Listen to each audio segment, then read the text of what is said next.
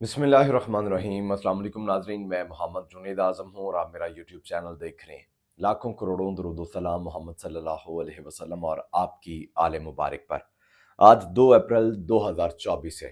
ناظرین، ججز کا خط اس نے تو ایک الگ سے تہلکہ مچا ہی رکھا ہے، لیکن آج سپریم کورٹ میں سماعت شروع ہوئی تو جسٹس قاضی فائز عیسیٰ صاحب نے برہمی کا اظہار کیا اور سماعت کے آغاز میں ہی جو ہے وہ نوٹس جاری کرنے کا عندیہ دے دیا ہے۔ اب جو شہباز حکومت ہے وہ ایک طرف سے نہیں، وہ چاروں طرف سے پھنستی ہوئی نظر آ رہی ہے۔ کیسے چیزیں آپ کے سامنے رکھتا ہوں۔ وہیں پر ناظرین گرامی، پہلے پنجاب اور وفاق آمنے سامنے تھے آئی جی کے معاملے پر، اب کے پی کے اور وفاق بھی آمنے سامنے آ گئے ہیں۔ پیچھے رہ گئے سندھ اور بلوچستان، وہ دونوں پیپلز پارٹی کے پاس ہیں، لہذا عنقریب یہ بھی وفاق کے سامنے آنکھیں نکالتے ہوئے ہمیں دکھائی دیں گے۔ اب یہ کیا معاملہ ہے، اس پر بھی بات کرتے ہیں۔ ناظرین، ایک طرف خان کو دبانے کی پوری کوشش کی جا رہی ہے، دوسری جانب خان پر جتنے مقدمات بنائے گئے تھے سارے 2 نمبر مقدمات تھے۔ جیسے جیسے عدالتیں انہیں سنتی جا رہی ہیں، عدالتیں ان مقدمات کو اڑائے جا رہی ہیں۔ کل توشہ خانہ سے عمران خان کو جو ہے وہ ریلیف ملا، عمران خان کو ضمانت ملی۔ اب ناظرین ایک اور مقدمے میں عمران خان کو باعزت بری کر دیا گیا ہے۔ یہی کہتے ہیں نا کہ جسے اللہ پاک عزت دے اسے ذلت کون دے سکتا ہے۔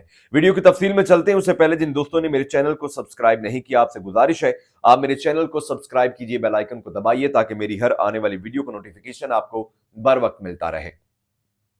ناظرین گرامی، چیف جسٹس قاضی فائز عیسیٰ صاحب، فاض شہباز نے یہ کہا تھا کہ چیف جسٹس صاحب جو ہیں وہ غصے میں تھے ان 6 ججز پر جنہوں نے خط لکھا۔ اب obvious سی بات ہے، ڈائریکٹ انہیں تو کچھ کہہ نہیں سکتے، اور ڈائریکٹ چیف جسٹس صاحب کسی کو کچھ کہہ بھی نہیں سکتے کہ یہ بات آ جائے گی ذاتیات پر۔ تو اب جب اس سماعت کا آغاز ہوا آج سپریم کورٹ میں، سماعت کے آغاز میں ہی چیف جسٹس صاحب کافی برہم دکھائی دیے۔ چیف جسٹس صاحب کہتے ہیں کہ ہمارا نہیں تو کم از کم اللہ کا ہی خوف کر لیں۔ اب انہوں نے یہ کیوں کہا، یہ میں آپ کو بتاتا ہوں۔ وہ کہتے ہیں کہ یہ کیسی صحافت ہوئی، اگلے ہی دن میری اہلیہ کے بارے میں غلط خبر چل گئی، کہا گیا وہ ایک میٹنگ میں میرے ساتھ بیٹھی ہوئی تھی، تو کیا ہم سارا دن بیٹھ کر وضاحتیں جاری کرتے رہیں؟ پھر کہا جائے گا چیف جسٹس کی بیوی نے تو تردید جاری نہیں کی، کیا تاثر جائے گا اس خبر سے کہ چیف جسٹس کی اہلیہ آفیشیل میٹنگ میں بیٹھی تھی؟ یہ چیف جسٹس صاحب استفسار کر رہے ہیں، پوچھ رہے ہیں، یہ معاملہ ہے اصل میں۔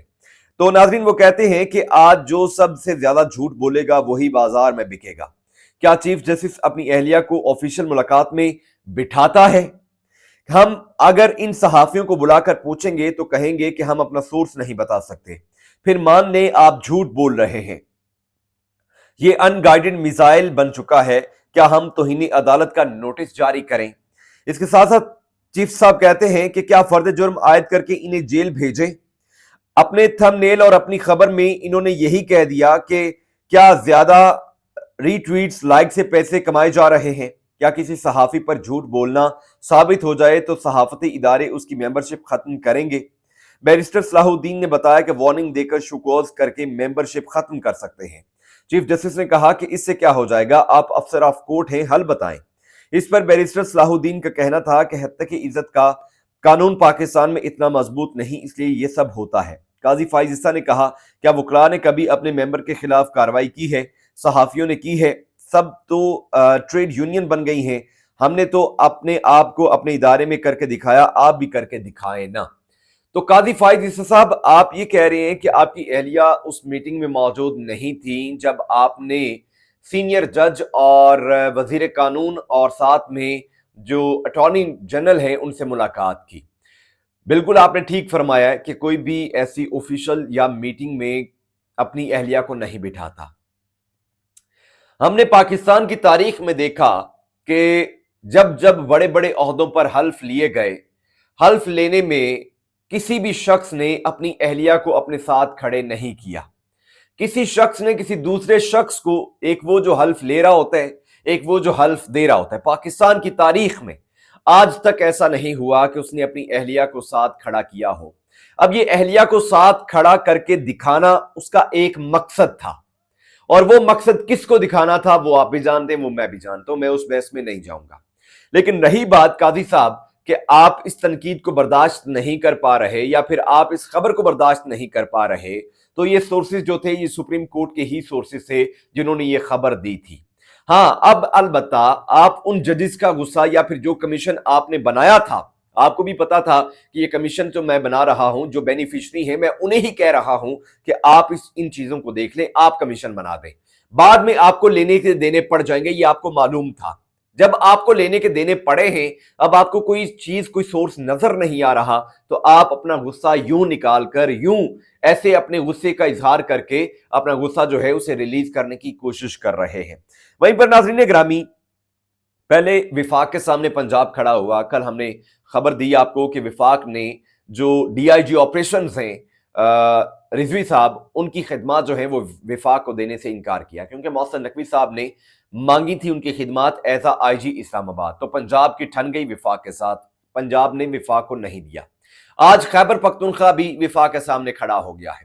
خیبر پختونخوا سے ویسے یہ بات جو ہے وہ سامنے آ رہی تھی کہ شاید حکومت کے ساتھ مل کر جو ہے وہ تعاون کے ساتھ چلیں، کیونکہ علی امین گنڈاپور نے شہباز شریف سے ملاقات کی تھی، لیکن اب یہ دکھائی دے رہا ہے کہ کام جو ہے وہ بگڑتا ہوا دکھائی دے رہا ہے، کیونکہ سینٹ کے انتخابات جو ہیں وہ خیبر پختونخوا میں ملتوی کر دیے گئے ہیں۔ ایک مراد سعید کو روکنے کے لیے، مراد سعید کا راستہ روکنے کے لیے پورا الیکشن جو ہے وہ خیبر پختونخوا کا سینٹ الیکشن ملتوی کر دیا گیا ہے۔ اور کتنا آپ لوگ گر جائیں گے جب آپ کا فائدہ ہوتا ہے، آپ قوانین بھی بدل لیتے ہیں۔ ہمارے سامنے کی مثالیں ہیں، اگزامپلز ہیں۔ جب آپ کا فائدہ ہوتا ہے، آپ قانون اور رولز میں ترامیم بھی کر لیتے ہیں، نئے رولز بنا لیتے ہیں، نئی ترامیم کر لیتے ہیں۔ جب آپ کا فائدہ نہیں ہوتا نا، تب جو بنے ہوئے رولز ہیں اور آئین ہیں، آپ ان کو بھی نہیں مانتے۔ اب تحریک انصاف کی یہ مخصوص نشستیں تھیں، تحریک انصاف کو یہ مخصوص نشستیں نہیں دی گئیں، اس لیے کہ یہ پارٹی مضبوط ہو کر اپوزیشن میں بھی نہ بیٹھ جائے۔ تو ناظرین گرامی، غلط طریقے سے سیٹوں کی بندر بانٹ کر کے باقی جماعتوں کو سیٹیں دیں۔ اب جو خیبر پختونخوا کے اسپیکر اسمبلی ہیں، خیبر پختونخوا اسمبلی کے، انہوں نے کہا کہ آئین اور رول کے مطابق میں اجلاس بلا ہی نہیں سکتا۔ اب جب اجلاس نہیں ہوگا تو تب جو مخصوص نشستیں جن کی بندر بانٹ کی گئی ہے ان کا حلف نہیں اٹھایا جائے گا۔ اب جب دیکھا حکومت نے اور طاقتوروں نے کہ 25 مخصوص نشستوں پر اب جو حلف ہے وہ نہیں ہوا، تو خیبر پختونخوا سے سینٹ کا جو الیکشن ہے وہ تحریک انصاف بڑی ایزیلی جیت جائے گی، اور یوں سینٹ میں بھی تحریک انصاف جو ہے وہ کسی کو بولنے نہیں دے گی۔ لہذا اب ان کے پاس آپشن یہ تھا کہ انہوں نے سینٹ کا الیکشن خیبر پختونخوا میں ہی ملتوی کر دیا ہے کہ جناب علی جب تک حلف نہیں ہوگا، اور اب توہین عدالت جو ہے وہ لگائی جائے گی ان تمام لوگوں پر جو اس وقت خیبر پختونخوا حکومت میں موجود ہیں۔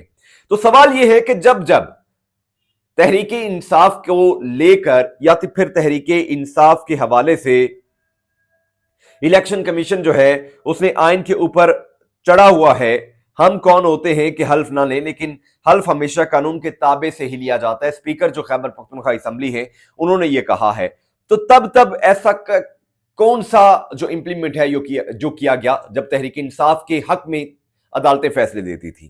تحریک انصاف کو دبانے کے لیے خلاف قانون فیصلے دینا جائز ہے، ان کے لیے مخصوص نشستیں چھین لینا جائز ہے، اور پھر ان سیٹوں پر دفاع کرنا جائز ہے۔ تحریک انصاف کا انتخابی نشان چھین لینا جائز ہے۔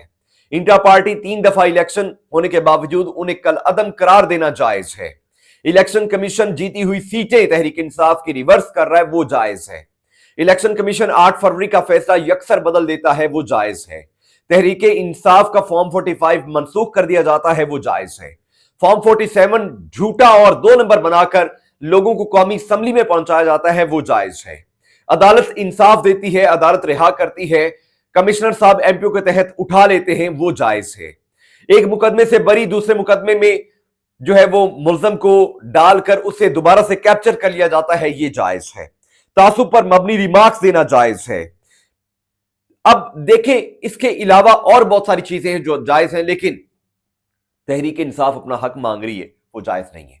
تحریک انصاف نے آئین اور قانون کے مطابق یہ اجلاس نہیں بلایا اور اس پر حلف نہیں اٹھوایا، یہ ان کو لگ رہا ہے کہ توہین عدالت ہے۔ یہ ہے ان کا دوہرا معیار اور دوہرا قانون جو صرف اور صرف تحریک انصاف کے لیے ہے۔ وہیں پر ناظرین، عمران خان کو ایک اور مقدمے میں باعزت بری کر دیا گیا ہے۔ کل عمران خان کو اسلام آباد ہائی کورٹ کے 2 ججز نے توشہ کی جو سزا تھی اسے معطل کیا، اور عید کے بعد جو ان کے کالعدم کرنے کی سزا ہے اور بریت کی درخواست ہے اسے لگا کر اس پر فیصلہ سنایا جائے گا۔ آج ناظرین، مجسٹریٹ مرید عباس نے بانی پاکستان تحریک انصاف اور سابق وزیر اعظم عمران خان اور دیگر کو تھانہ مارگلہ میں درج مقدمے میں باعزت بری کر دیا ہے۔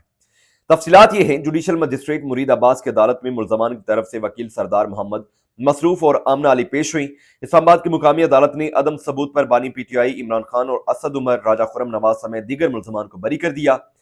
اور اسلام آباد ہائی کورٹ نے جیسا کہ آپ جانتے ہیں کہ توشہ خانہ میں اور نیب کیس میں عمران خان کو جو ہے تحریک انصاف کے عمران خان اور بشرا بی بی کی سزائیں جو تھیں وہ معطل کی تھیں، اور ان سزاؤں کے معطل ہونے کے بعد، سو موٹو لینے کے بعد، اور جسٹس جو سابق جسٹس ہیں مصدق جیلانی صاحب ان کے خط آنے کے بعد، حکومتی جو صفحے ہیں ان میں ماتم ہے، ان میں خاموشی ہے، انہیں سمجھ نہیں آ رہا کہ جناب علی اب وہ ٹیکل کیا کریں، لہذا انہوں نے دوبارہ سے الٹی چڑھائی قاضی فائز عیسیٰ پر کر دی۔ اس لیے قاضی فائز عیسیٰ صاحب اب دیکھ رہے ہیں کہ بھائی نہ کروں تو مرتا ہوں، کروں تو مرتا ہوں، تو وہ اب غصے کا اظہار کر رہے ہیں۔ آپ کو کیا لگتا ہے ضرور بتائیے گا، انشاءاللہ اگلی ویڈیو میں آپ سے ملاقات کروں گا، تب تک کے لیے اجازت دیجیے، اللہ نے کے بعد۔